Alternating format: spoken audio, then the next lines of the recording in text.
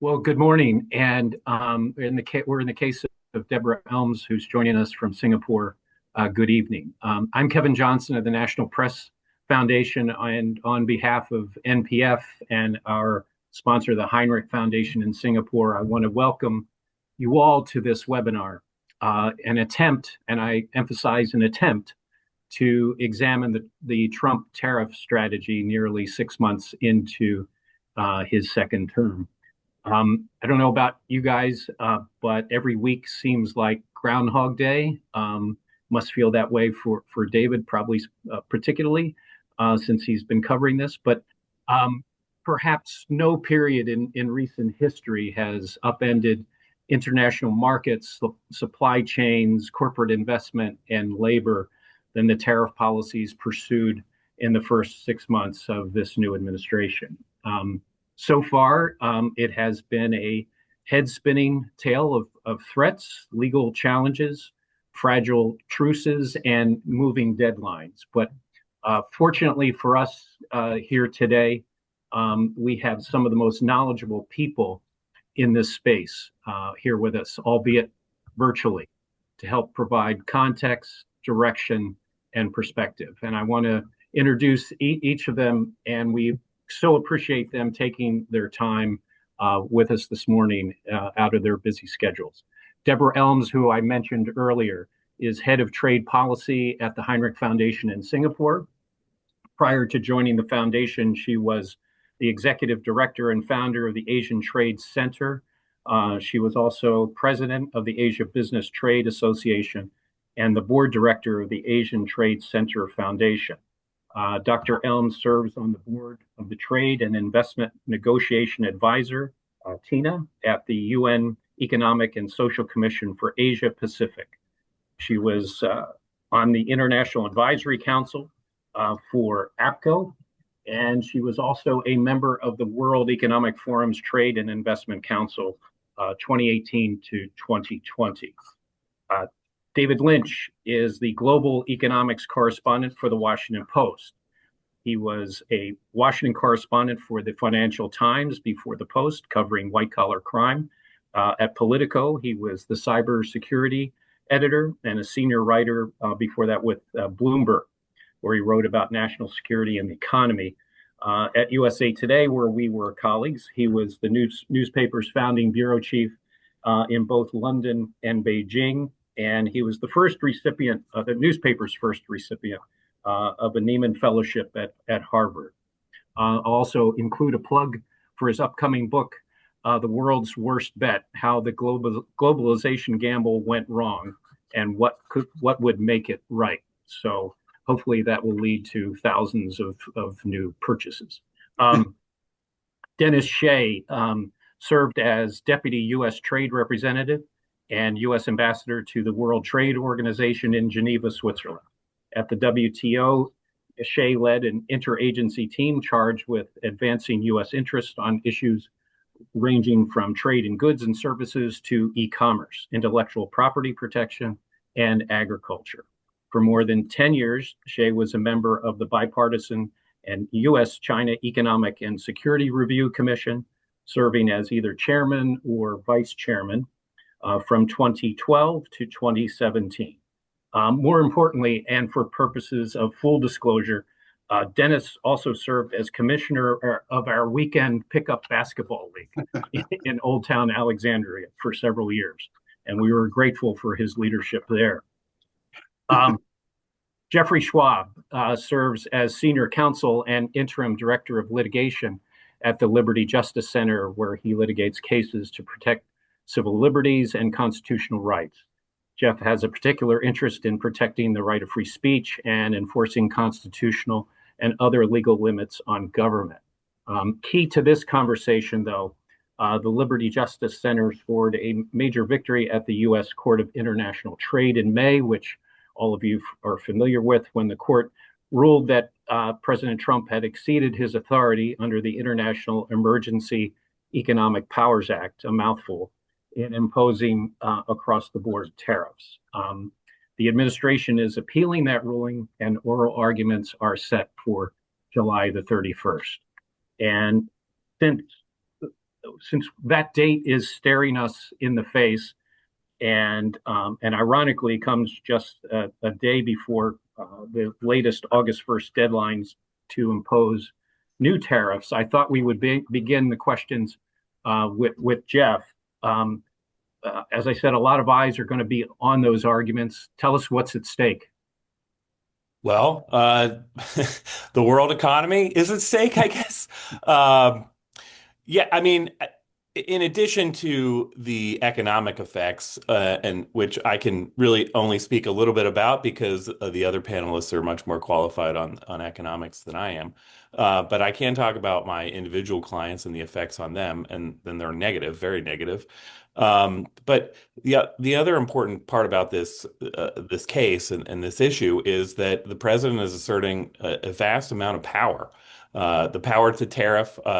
Basically, he says he can impose tariffs on any country at any time, at any reason, at any rate that he wants. Um, the problem with that is that under our constitutional government, Congress is given the tariff power, not the president. And so the president only has the power that Congress has delegated to him. And the Congress has not delegated an unlimited power to tariff to the president. Uh, let me move to Dennis because uh, Jeff has said a few things that I think you might have some responses to. You are obviously a prominent voice in the first Trump administration. Did you see this full court press coming? Forgive the pun. And what, if any, strategic advantage is gained from rolling out tariff schedules as he and the administration has done so far? Well, thanks, and it's great to see you again, Kevin. And thank you to the National Press Foundation and the Hinrich Foundation for having me. And my views are purely my own. They don't belong to any organization, but they're just my personal views. Did I see this coming? The answer is yes. President Trump campaigned on a 10 to 20% global tariff. He campaigned on reciprocity and bilateral trade relations. He campaigned on increasing tariffs on China up to 60%. These were campaign promises, and the issue of tariffs were central to his campaign. So there should have been no surprise that the president was going to roll out these tariffs and basically fulfill a campaign promise. Basically, he's doing nothing less than rewriting the rules of global trade, which he views as being deeply disadvantageous and deeply unfair to the United States over the past couple of decades. In his own words, he's trying to do something that, in the end, will be historic. He strongly believes that the U.S. consumer market is a source of leverage, and he's using that leverage to achieve several objectives. More balanced trade, protecting key industries, and building up the productive capacity in the United States, combating unfair trade practices, including non-tariff barriers, which we've been hearing a lot about. Americans have learned about non-tariff barriers, and also raising federal revenue. And I think they've collected about 100 billion plus over the past year, which is significantly more than last year. Now, sometimes these objectives are mixed, are conflated, but in the end, I think the Trump administration justifies the tariffs on the basis of protecting U.S. national security, hence the invocation of the International Economic Emergency Powers Act, or AIPA. And the point there that the Trump administration makes is that the large and persistent trade deficits in goods that the U.S. is running, 1.2 trillion in 2024, and more than 20 trillion since the creation of the WTO, are damaging to U.S. Security interests. Industries have been eliminated in the U.S., and we're funding current consumption through the sale of U.S. assets and the future earnings of those assets. So that is the theory behind what the Trump administration is doing, and it's no surprise. I mean, when you're trying to rewrite the rules of global trade, and you're starting in April with the Liberation Day tariffs, it's no surprise that it takes a while to get results. So we'll see how things unfold. I suspect between now and August 1st, we may see some framework agreements with some of the larger trading partners. I mean, in the letters that the president sent, he said, these are the deals. These, the rates will go up, the tariffs will go up effective August 2nd. So I think this is a play that is still unfolding, and we're perhaps in the early chapters of it.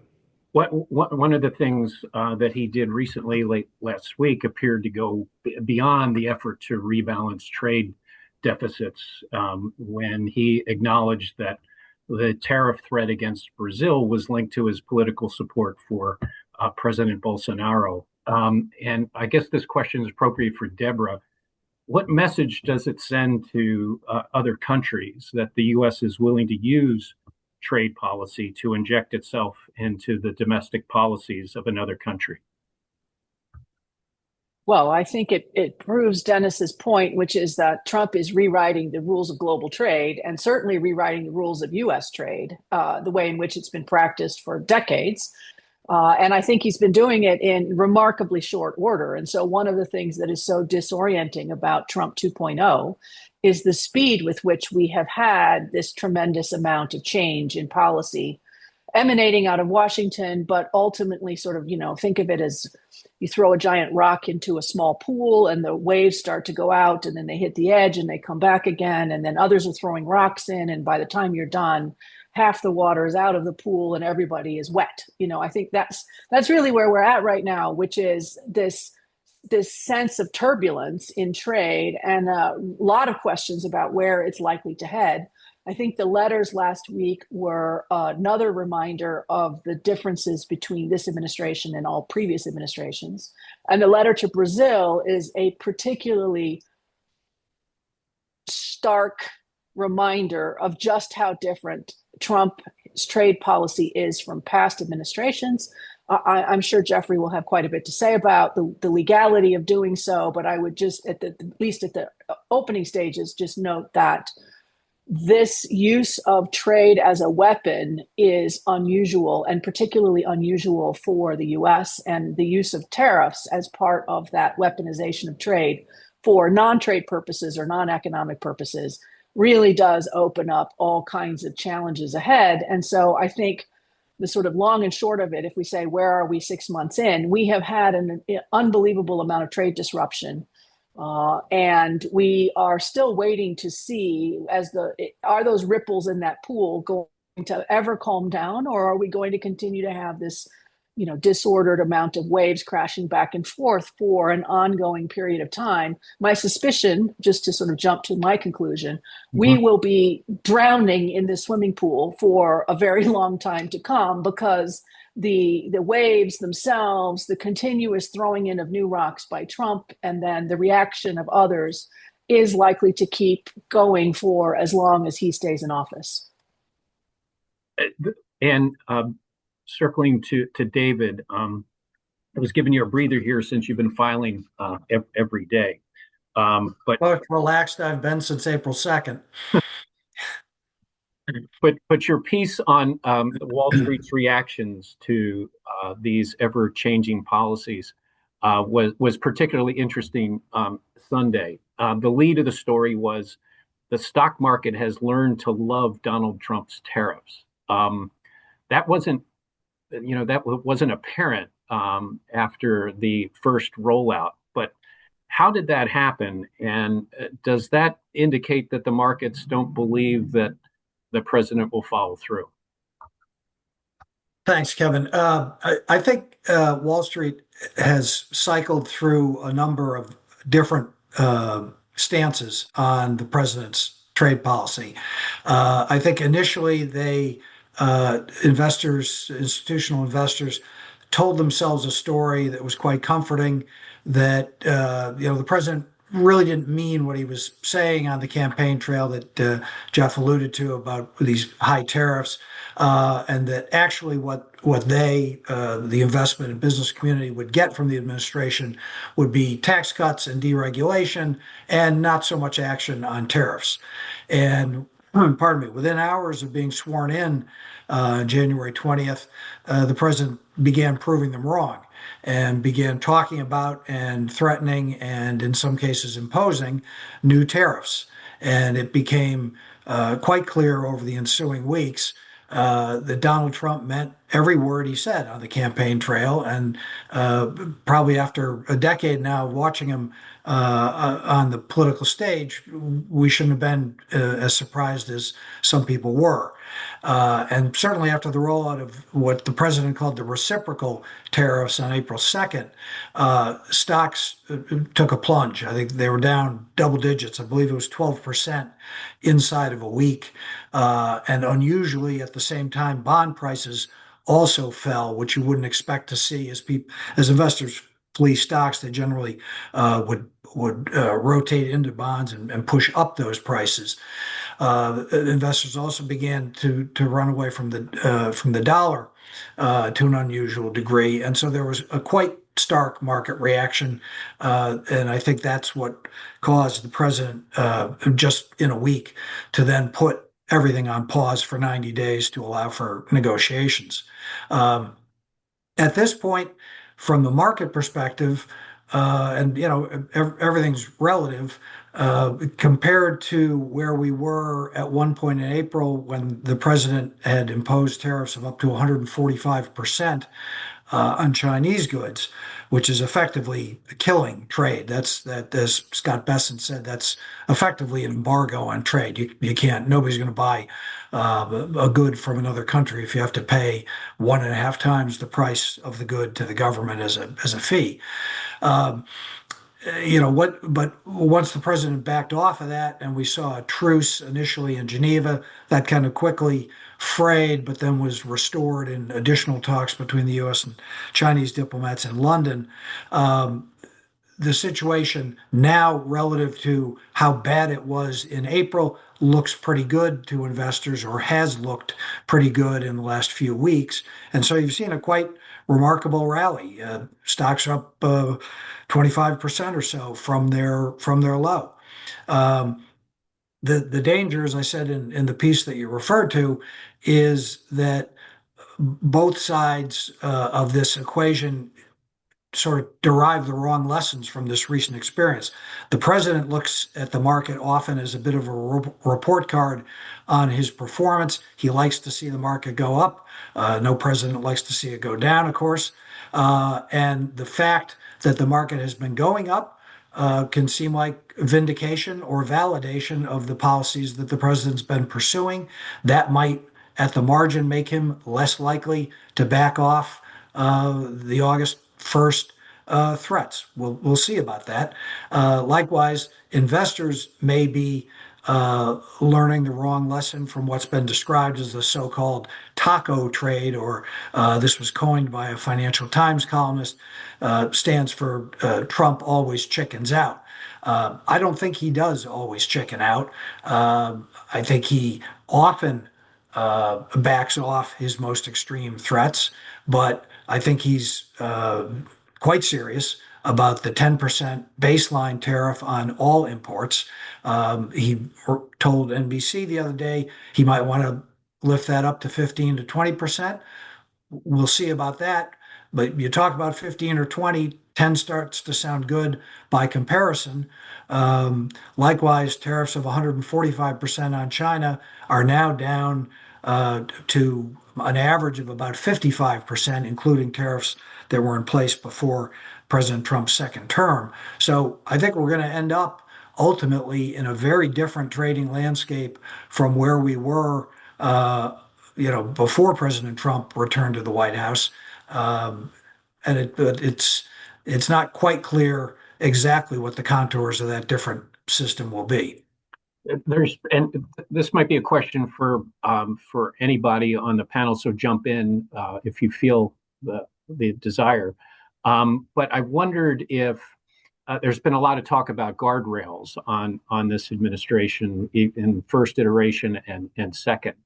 And I wonder, David, you mentioned that Trump's affinity for the market, and I wonder if that is the ultimate guardrail for how he views going forward or not. And again, any of you jump in if you feel the need.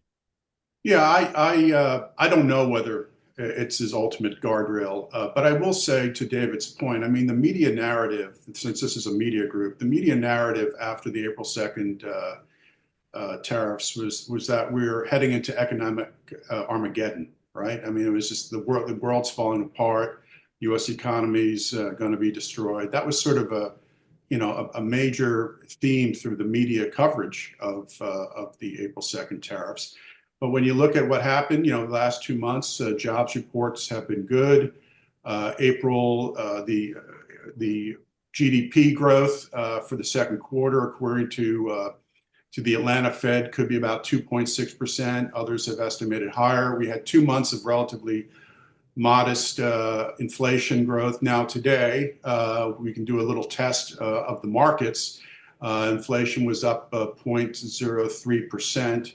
The CPI numbers came out at 8:30 this morning, so we can check the market during this call to see how the market is reacting. Some folks are saying that that's tariff related. But I guess my point is just, I think a lot of what the common orthodox wisdom is about, the impact of these tariffs on the U.S. economy has been, I think, been wrong.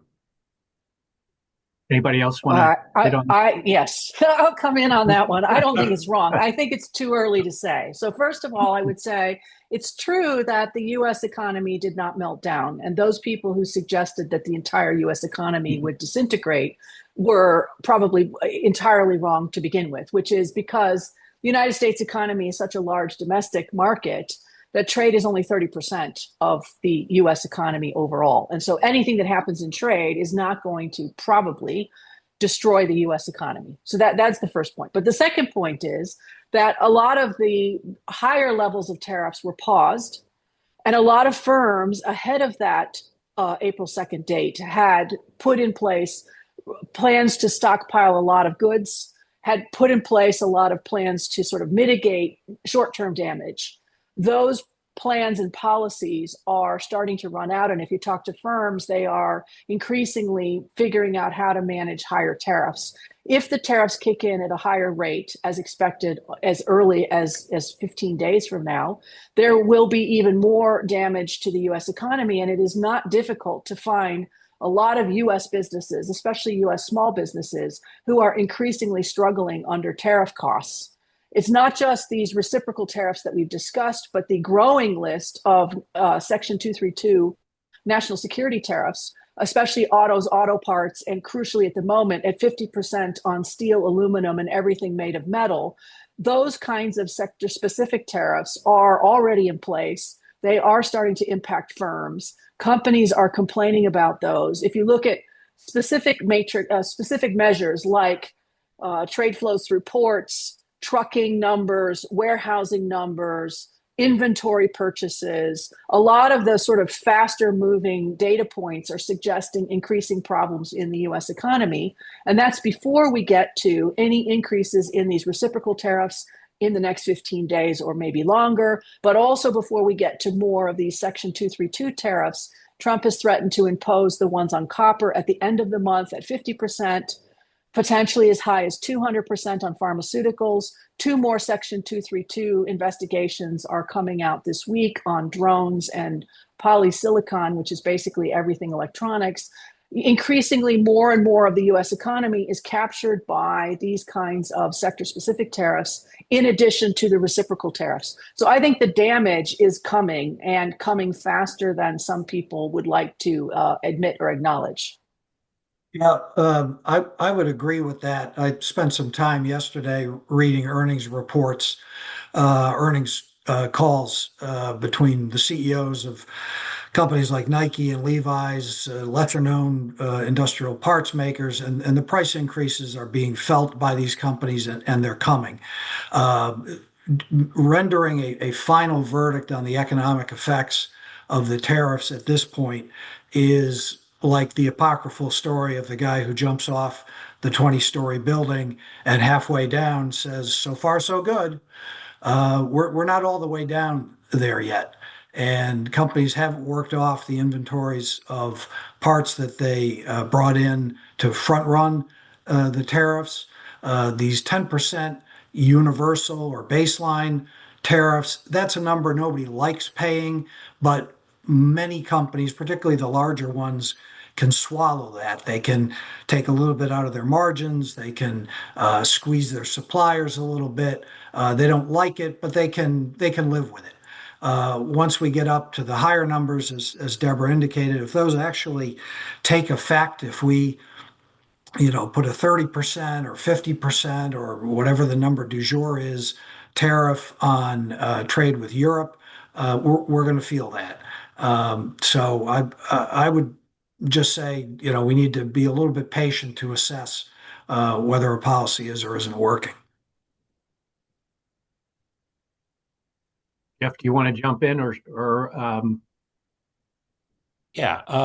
Again, I'm not an economist or have a degree in economics or anything, but I do represent 5 small businesses, and their experience is consistent with what Deborah is saying. They have stockpiles of inventory that they think they can work off of. They're hopeful that the tariffs will go away, and then they can resume back to normal. But they're also making decisions about whether to invest in certain things or not, and they've been sort of holding off on making those decisions. They haven't hired. They are making decisions based on uncertainty, and that's the real problem, is that we don't know what the rate's going to be, when it's going to be, against what products it's going to be in which countries. And that's a direct problem created by the president asserting this power under AIPA, where he can do whatever he wants. If he was limited to the actual statutes that delegate power to the president to impose tariffs, which have more restrictions and limits, then I think there would be less uncertainty, and particularly for my clients and other small businesses, I think they would feel a little more secure, even if they weren't 100% on board with the tariff rates. There would be a little more certainty for them. Understood. I'm going to open it to questions from the folks who've registered. We had more than 300 register for this, so I want to give them adequate time. And I'll begin with a question from Jennifer Delohi. I apologize if I've mispronounced your name. And she refers to the Emergency Powers Act and asks this question. While the IEEPA's powers are around economic transactions, are there broader consequences for such widely used emergency declarations and powers? Anybody? Well, jump on? let me, with Jeff will probably rebut what I'm going to say, but we'll have a little mini debate here about AIPA. And this, of course, will be decided by the Federal Circuit and likely the Supreme Court, right, Jeff? This will probably be ultimately decided by the Supreme Court. But AIPA gives the president the right to regulate or prohibit imports. It is correct to say it doesn't mention tariffs, but does give him the right to regulate or prohibit imports. It also, that language is taken from the Trading with the Enemies Act, which was a predecessor statute, which was used to justify President Nixon's tariff or balance of 10% charge to balance payments back in 1974. So it's importing that language from the Trading with the Enemies Act. There is a mechanism for Congress to terminate the national emergency, which is a predicate for the declaration of the national emergency, which is a predicate for the invocation of powers under AIPA. The Congress can issue a joint resolution of disapproval of the declaration of the emergency. The Senate passed one with respect to fentanyl in Canada, the fentanyl tariffs in Canada. Obviously didn't make it in the House, but the notion that Congress is sort of can't do anything here, I think is wrong. Congress has the right. Congress can amend AIPA. Congress can pass this resolution of disapproval. So I think this will be all hashed out, obviously, in the Federal Circuit and before the Supreme Court. And I'd ask Jeff, when do you think this will be resolved?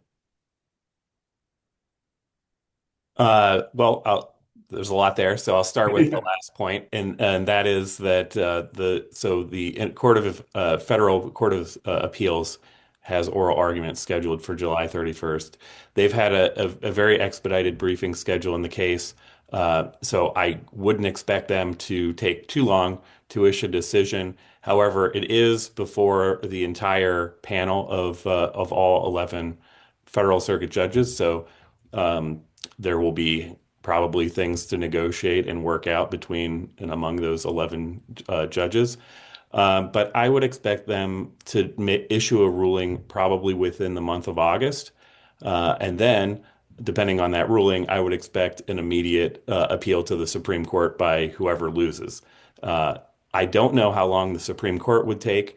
It also could be an issue of whether the decision by the Federal Circuit will be imposed during the time that the Supreme Court hears the case. So, obviously, we won our case before the Court of International Trade and got an injunction on the tariffs, but that was stayed pending the appeal in the Federal Circuit. If the Federal Circuit were to uphold that decision, then the stay would go away, and then there would be a question of whether there would be a stay imposed if the Supreme Court decided to hear the case. So those are all issues that it's unclear how long the Supreme Court would take, whether they would impose a stay during the time, and how quickly they would hear the case, or whether they would just hear it on their normal schedule, which is usually they hear some cases during the fall and the spring, and then they issue opinions sometime after that through midsummer. Thanks, Jeff.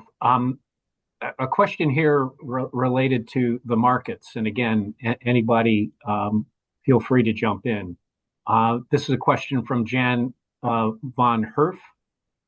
Did the U.S. president hit the pause button to allow for negotiations, or did he allow for Wall Street traders to adapt their trading strategies, not to be caught off guard once he actually follows through with the intended strategy? Anybody want to take that on? Well, I can give you my guess. I mean, I think he expected, as was promoted from the beginning, that there would be a long line of trade partners looking to negotiate their way out of the April 2nd discussions. And Peter Navarro in particular mentioned repeatedly that there would be 90 days and 90 deals, and this would be pretty quick and fast because of the leverage the United States had over its trading partners, given the size and the lucrative nature of the domestic market. That has not happened. And so I think that has presented a bit of a quandary, right? If you don't have the trade partners providing whatever it is that the Trump administration and Trump himself is looking for, or isn't providing enough of it, or isn't providing enough, I don't know what it would be. That's one of the problems the trade partners have had, is what would it be? It's unclear, but whatever it is, it's not working. And so then Trump is now looking for a way out of this. He's declared that his own letters, basically Liberation Day round 2, is a deal. And so now the question, of course, for everybody is, well, is there any point in continuing to negotiate, or is this the deal? The deal is the deal, or the deal that we get, whatever it is, whether we negotiated our way there or whether we were handed it in a letter, is that the deal, or is that also going to be changed going forward? And I think to go back to the first question, sort of tie these two together, one of the challenges that I think trading partners are having is trying to figure out how seriously to take Trump and any agreement that may be reached. And I think the use of AIPA and many of the language of national security in general is causing trade partners and also companies, who are the ones ultimately who do the trading, to be skeptical about Trump's longer intentions. And therefore, they are making decisions now based on the assumption that there may be tariffs in place for a very long period of time. They may be used under different justifications if AIPA were to be struck down, there are other alternatives. I think that's why the Section 232s for national security purposes are being rolled out on a regular basis. We have 9 that are already pending as of this morning, 9 that are morning my time, 9 that are now pending, with apparently 4 more that are lined up and ready to go. Those are covering broader and broader swaths of imports into the United States. And so I think this level of uncertainty is going to continue, but we do know that Trump likes tariffs, loves tariffs, and is likely to continue to discuss them for as long as he stays in office. I'll just add, I to Deborah's point, I mean, there are numerous Section 232 investigations pending, and some of the investigations have been completed. But if perhaps the administration were to lose in the Supreme Court, which I'm very skeptical that they will, but who knows, there are other tools that the administration could use besides AIPA. Obviously Section 232, but also Section 301 of the Trade Act, which comes out of USTR, which investigates unfair and discriminatory trade policies. Could use Section 122 of the 1974 Trade Act, which allows the president to impose for 5 months a 15% tariff. Could dust off Section 338 of the 1930 Tariff Act, which allows the president to impose tariffs up to 50% in response to discriminatory trading practices. So if AIPA goes away as a tool, there are other means by which the president could impose tariffs. A question on the national security provisions comes from Mara Lee, who asks, related to the 232 provisions, do we think that any of these reports will conclude that imports are not a danger to national security, or that the danger can be managed by monitoring rather than tariffs? No. That was me, Kevin. Oh. No, I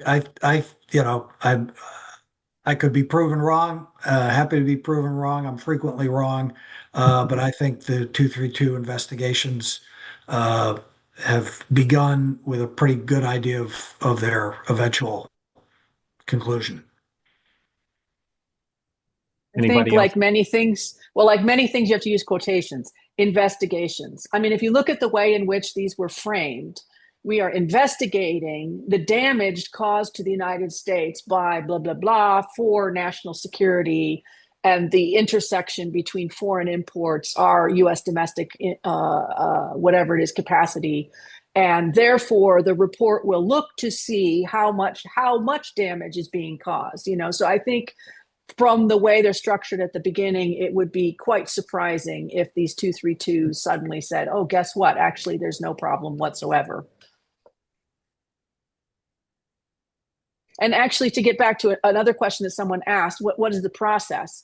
Mm-hmm. Past processes for Section 232s was a fairly lengthy one, with long periods in which you had comment periods, you had opportunities to provide written comments, oral feedback, to respond to changes potentially, to discuss the list of whatever the affected sectors might be, to ask for exemptions from those if necessary. I mean, there was a whole complicated procedure and it was lengthy. That has been shortened significantly under this administration. And so I think we should anticipate that some of those 232 cases that could have been recently launched could be implemented much faster.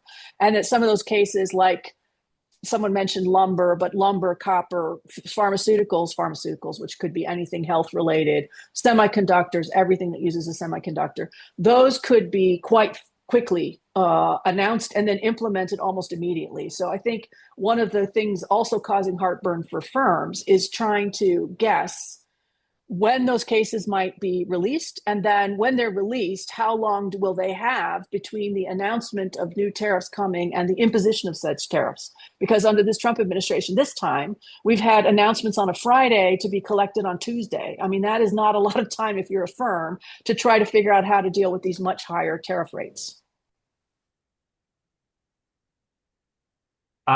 This next question from Alexis Keenan is directed to the legal minds on the panel, and I would assume that means everybody, because all of you are dealing with legal questions of some sort of another on this issue. And Alexis asks, even if the Supreme Court takes up the AIPA and rules against the Trump administration, there are other statutes that delegate tariff authority to the president, some unilaterally, some based on an agency investigation. If other authority is used by this administration to justify tariffs, do you see potential resulting court challenges that could extend beyond this administration?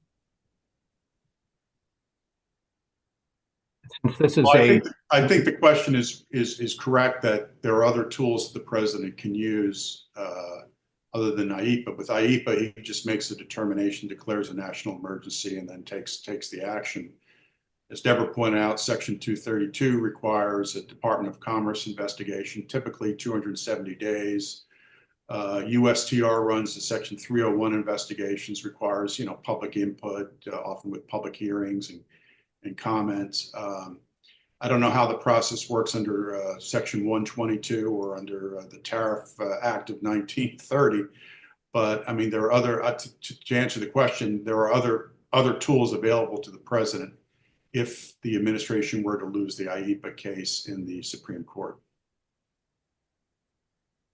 I don't disagree with that. There are other tools. The problem for my clients and I think for other people is that what the president is saying under AIPA is basically he has unlimited authority to impose tariffs because he can declare a national emergency over anything. And in fact, before the Court of International Trade, one of the judges asked the lawyer for the administration whether if there was a national peanut butter shortage, whether that could constitute an emergency. And then the lawyer said yes. So virtually anything could be an emergency. And also the administration argues that the courts can't second guess that declaration of emergency. So basically, he can declare an emergency, but nobody can say that it's not an emergency. So it could be anything. And according to the administration, the courts can't say that's actually not an emergency. That's a big problem if the president thinks that AIPA is just a procedure where he can impose tariffs on anything for any reason, and the other laws that were mentioned do have restrictions that the president is at least in some ways following. So it would make a big difference, I think, if the Supreme Court rules in favor of striking down the Liberation Day tariffs under AIPA. It will at least slow the administration a little bit and make them follow channels that they aren't currently following. But Jeff, Congress can terminate an emergency through a joint resolution of disapproval. So it's not as if the president has just unlimited authority. The Congress can step in and take action. Congress can step in and do anything, anytime, but they still have to go through the procedures, and that is that the president can veto that. So as long as Congress has a veto-proof majority, then it can do that, but it cannot do that. In fact, that's actually an interesting point. Originally under AIPA, there was a procedure where Congress could say that no, this isn't an emergency, and the president can't do this.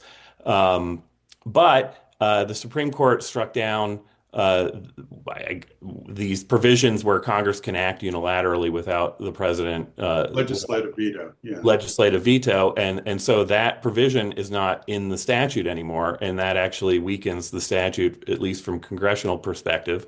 And that, I think is all the more reason to be concerned about the administration's claim that they have essentially unlimited authority under AIPA. Well, again, Congress can terminate the national emergency, and in our system of government, if they do that, then the president can veto the joint resolution, and then it requires 2/3 of Congress. So that's the way our system is set up too.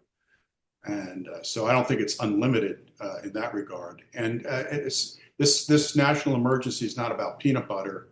It's about a persistent and pervasive trade deficit that has lasted for 20 years or so. It's $20 trillion cumulative in goods since we joined the WTO. So that is the national emergency. It was $1.2 trillion last year. This is very harmful to the United States, as the Trump administration believes, has hollowed out our industries, and we can't make certain things. When we had COVID, we didn't have any PPE because we didn't make it. There are numerous examples of things that we need. Rare earths is another one. I mean, we have rare earth. We need to make rare earths. So it's not about peanut butter. It's about these persistent and pervasive trade deficits. Can I make a point in response to that? Yeah, sure. Well, I mean, it is in a sense that if the president wins, then it can be peanut butter. It can be anything because that's the administration's claim. But in terms of whether it's an emergency, I think that, an emergency is something that comes up suddenly, and we've had trade deficits for basically my entire life. And also AIPA does have one other restriction on it, and that is that it has to be unusual and extraordinary. And I don't think that you could say that trade deficits, which have lasted for 50 years, we've had for 50 years, are unusual or extraordinary. So if those limits are imposed, then I think there's questions about whether the trade deficits can constitute an emergency or an unusual and extraordinary circumstance, as the president claims. This next question addresses the Armageddon-like result that Dennis said referred to earlier that did not come to be, but asked this question: could countries realistically avoid trading with the U.S. and create their own non-U.S. Trading supply chains? What would this look like, and what would be the economic impact to the U.S. and to the world? I assume that we're seeing it now. So we're already seeing firms who are pivoting. Remember, countries do not trade. It's companies that trade. So even if a government says we're going to do X or we're going to do Y, or we're not going to do X, we're not going to do Y, ultimately it's the firms on the ground that actually make these decisions. And firms on the ground are increasingly changing up their supply chains, their footprints. They're looking for alternative markets. They are reassessing their reliance on the U.S. as a final market or as an input for whatever it is they're producing. And there are increasing decisions being made by firms globally. I mean, I sit in Singapore, so I see this regularly, about how to reshuffle their supply chains. If this uncertainty continues, if these tariffs continue to escalate, then they will have to make different kinds of decisions about the future, even though the U.S. has been a very large, stable, and lucrative market. And even though there will be consequences for a lot of firms from pivoting, either in whole or in part, away from the United States, the consequences of staying attached to the United States are also looking more and more grim. And so firms are increasingly looking to have different strategies. And one thing that I find particularly striking that I've been in Singapore now for 20 years, I've never heard before the last 6 weeks, firms who they were always talking about sort of an in China for China strategy, an in China for Asia strategy, or an in Asia for Asia strategy. But increasingly, even U.S. multinationals are saying we need to have an in U.S. for U.S. strategy, and then in Asia for Asia, or in Europe for Europe. This is getting to be much more fragmented going forward than it was before. And I would just note on the in U.S. for U.S., what's also striking to me is we don't hear in North America for North America. We now hear in U.S. for U.S. So it's not about the North American markets coming together either. That is creating a lot of stresses and strains, as you might imagine, on the supply chains that have been built up over decades. But I think we are seeing that pivot by companies, and we are increasingly seeing by governments who are starting to talk to one another globally and regionally to say, how can we better integrate? How can we better cooperate? How can we create some kind of environment going forward that allows us to have better economic ties than we've had in the past? Now, Asia is better off in this regard than many locations because we have lots of different trade agreements, lots of different platforms that you can use. But I will say the pivot is not just within Asia for Asia. The pivot is increasingly, countries of the CPTPP, the Comprehensive and Progressive Trans-Pacific Partnership, talking to the European Union, the CPTPP dealing with the Southeast Asian nations. This kind of rebalancing of trade and economic ties is being accelerated, literally, I would argue, sort of week by week, as this administration goes forward with its sort of wrecking ball approach to the trading system. This next question follows Deborah's comments just now, and whether or not the risk of this decoupling would include traditional allies of the U.S. and might create a new form of so-called friendshoring, similar to what the Biden administration attempted. For example, could the European Union, Canada, and Japan reach an agreement with ASEAN countries that would isolate the U.S. from international trade? And this comes from Frederick Gilker. So you mean friendshoring without the United States, right, as opposed to U.S. trying to friendshore? Correct. I think we are seeing the very beginning stages of interesting reconfigurations that will likely continue over, I don't know, decades potentially, right? It took us 8 years to get to where we're at now. It's going to take us a while to get to whatever comes after this. But I do think that in this sort of crisis of changing the trading system, there will be new configurations that we may not have anticipated and new kinds of, ways to seize opportunities. And it will probably give an advantage to some locations that you would not naturally think of as an interesting one. So, I've just looked at the last question that just came in. I'm not going to ask the question, but it was about Cambodia. And I would just say, look, when you're facing reciprocal tariffs that are high and continued sector-specific tariffs into the United States, even though the U.S. has been a very lucrative market for Cambodia, if that market is not working anymore, the math no longer works. You have to find somewhere else to go. And so, places like Cambodia that have been extremely important for U.S. trade, especially in textiles, increasingly they're moving into electronics and elsewhere, will have to find alternative markets. And so as that takes place, we will get this sort of global reconfiguration that is currently a bit hard to predict because it's very, very early days. And there's a lot of uncertainty about how that might work. We don't see, because I have a lot of reporters on the call, I'm sure, and they're always asking, do we see a lot of actual actions by governments at the moment to coordinate? And I would say that's a bit more tenuous. Yes, lots of conversations, particularly conversations on the sidelines of things, tea breaks, coffee breaks, whatever. Southeast Asia just had one of their big meetings last week. There were, I'm sure, many conversations that took place informally. Who's doing what? What deals did you get from the U.S.? How are you going to work with others? How could we reconfigure things? But we haven't yet got to a formal situation where multiple countries are talking about alternatives. But I do think that that's coming. Mm-hmm. Can I chime in for a minute?